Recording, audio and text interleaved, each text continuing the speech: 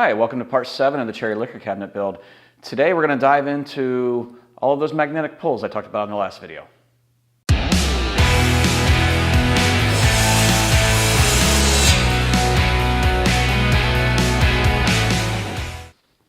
So in the last video I left off talking about this drawer and how I had embedded some magnets in it, and I didn't show that to you doing the drawer pull. So today that's what we're going to talk about. This is magnetic pull. The magnetic pull works not just for the drawer, but also for the door, which we'll get to today. One pull for both. And Jody loves it. And then what actually drove the use of this magnet was this false bottom. That's what I was originally trying to accomplish. I was looking for a way to be able to pull this false bottom out without having anything obvious showing here, like a finger hole or a button on the bottom or something like that. So I decided to go with magnets so that I could do that. And since I was putting a magnet there, thought, why not use them everywhere? So that's what we're going to be starting off with today. Let's get going.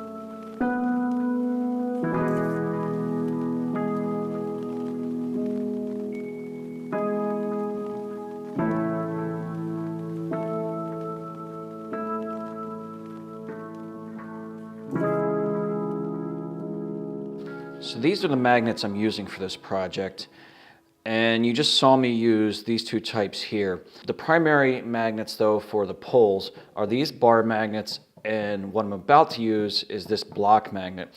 I just used these smaller ones in the corner of that false bottom because they match up to a couple screws that I set into the drawer box, and they'll just serve to hold that down in place. What I'm actually using to pull everything up is a combination of these bar magnets, and on the drawer front I'm going to be using this one. These block magnets, this is a 1-inch cube block magnet. It's extremely strong. Comes in a set of 2, and if you put the 2 of them together, it's just about impossible to get them apart. But it works perfect because it really holds in the front of that drawer. The hidden drawer, the pulls, the false bottom, and the door are all using these bar magnets, but I'm using more than one at a time. Just for the shape of it, I can stack a few of these up and I don't have this big area that I need to recess for this one, so I'm using a combination of these just because they're thinner.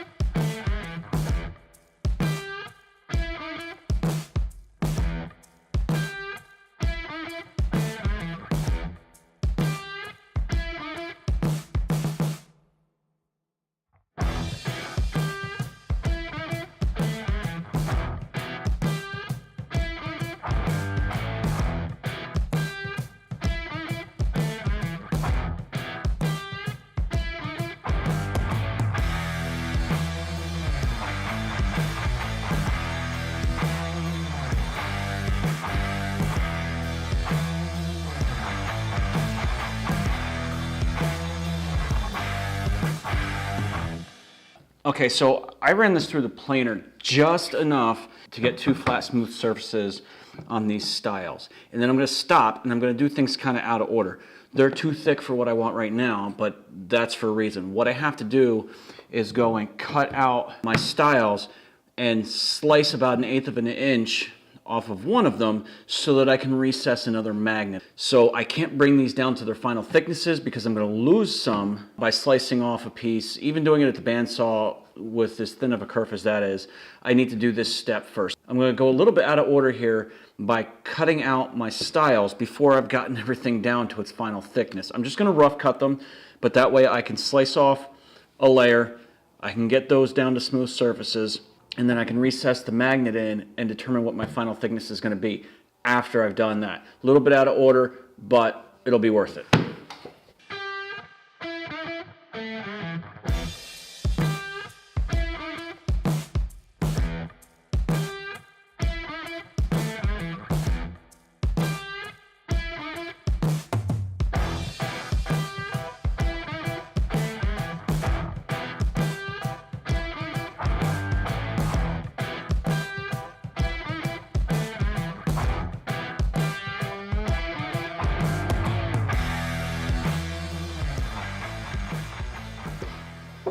Okay, so the next thing you have to worry about is making sure you get the polarity of the magnets right, because if I were to put that in the wrong way, it's just not going to do anything for me. So I need to make sure that it's being installed correctly, and I just do that by marking, putting a mark on the side that I want up, that I want to be able to see, and then you can see it'll sit on right.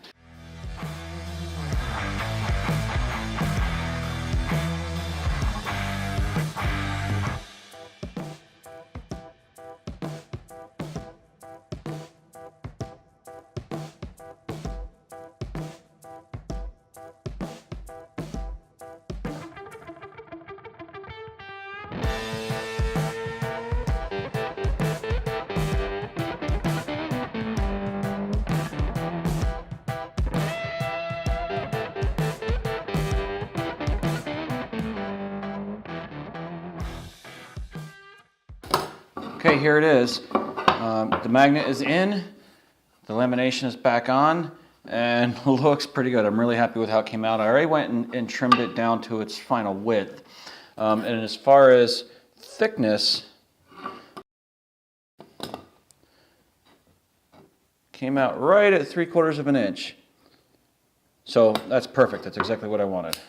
So that is a big difference from the rest of the pieces right now. So I need to take the others down to this dimension, or at least as close to it as I can get. When I assemble the door, I'll run the whole thing through the drum sander so there won't be any discrepancy at all. But for right now, I want to get it absolutely as close as I can with the other style and the 2 rails. So I'm going to go do that.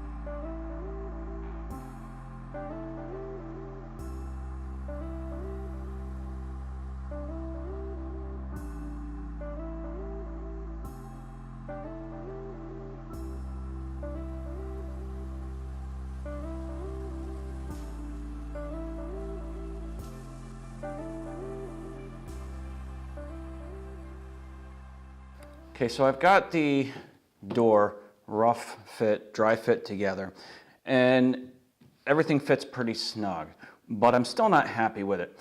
I couldn't go very deep on this dado because of the magnet that I have embedded here. I just wasn't comfortable getting any closer to it than I got, which means I've only got about a 3/8 of an inch groove and corresponding tongue for the joinery, which more than likely would be fine, but I'm not happy with it. I want this to be a little bit more robust just in case. So I'm gonna go ahead and throw a couple of tenons in there. What I'm going to do is put one on each corner. I think these are 1.5 inches. So by doing it this way, you won't see it from the edges of the door. It'll just look like a tongue and groove joinery. However, this will add a lot more strength to it, and I'll be a lot more comfortable that way.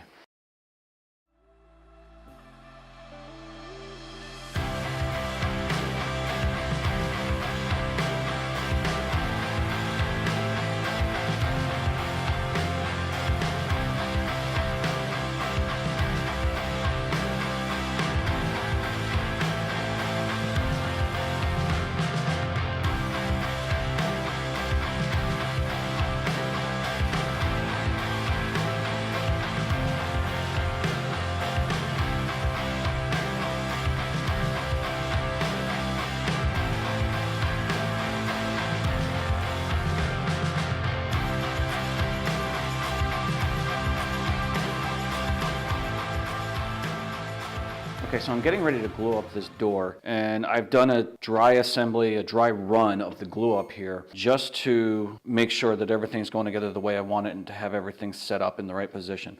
I'm going to be using these panel clamps to do this, and these by far are the best thing that I've found for any kind of door or panel glue up, is you can really keep them flat and straight when you use it. It does take a little bit of preparation though, because these have to be set up in a certain spot. And also the way these clamp, they tend to dent the outside of the piece. And so the way to fix that is easy. You just add in a couple of cauls in there. So I've already got taped on here a couple of the cutoffs from when I sized these side stiles anyway. So it's the right thickness. It's not going to affect that at all. Also, I'm going to be using Titebond 3. This isn't sponsored or any of that nonsense. Just for the longer open time. So I'm going to start by pre-gluing in the tenons into the rails, and then I'll get everything assembled.